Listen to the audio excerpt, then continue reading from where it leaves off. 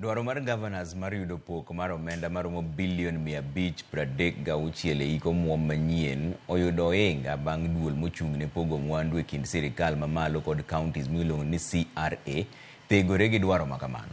CRA wacho ni sirikal mamalo onego ter omenda mathoth ne counties, to kata kamano gigolo paro ni chwal ne counties siling bilion 417. Jofumbo marwa mar siasa Chris Owino nigi ler mar wachni. Riwruok mar gavanas COG osoko wang' sirikal mamalo kuom tuono counties omenda e kinde ma kwan osuru ma sirikal choko kuom jopiny osebedo ka idho malo higa ka higa. Gavanas omako chung' motegno ni kuom thuolo mar higni 5 mokalo, pesa ma imiyo counties pok omedi kata odoko ni ochumi ma pacho kae osebedo ka medo tegno.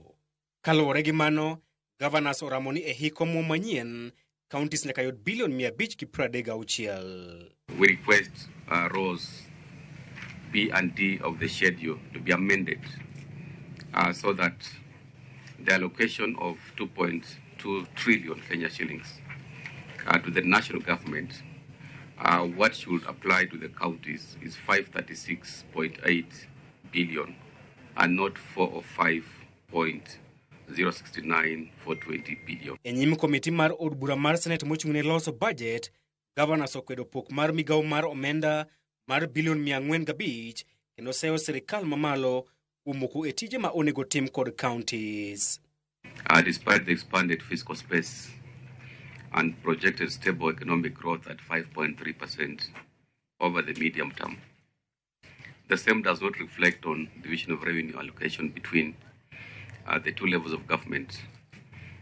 The proposed county's equitable share is not in sync with the growth trends in both the ordinary share. Dwaro mar counties kata kamano oyudo buok bang' duol mar CRA chiwo kwan mopogore kod margi tok yango ni counties onego mi bilion 417.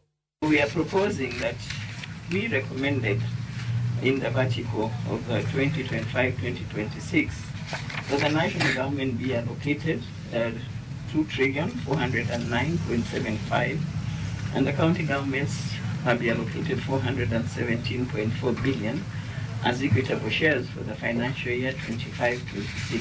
COG kod CRA ne oloso gi duol achiel ni pok mar omenda ne counties onego ting' malo kayo mar nyayo dongruok malong'o ne jopiny. And our justification is the decline in the share of allocations to county governments has a negative impact in the ability of government to improve on service delivery to the citizens, and this amounts to a clawback on the objects of devolution. The county governments have conditional financial obligations that were meant to commence in financial year 2024-25.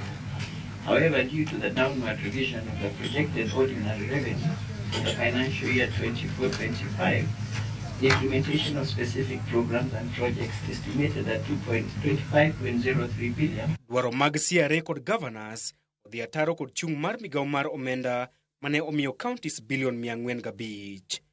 Chung' makamano kide kelo ywaruok machielo e kind od bura mamalo kaachiel kod od bura mar Senate ewi wach makamano kane otimore e hik omuom mokalo.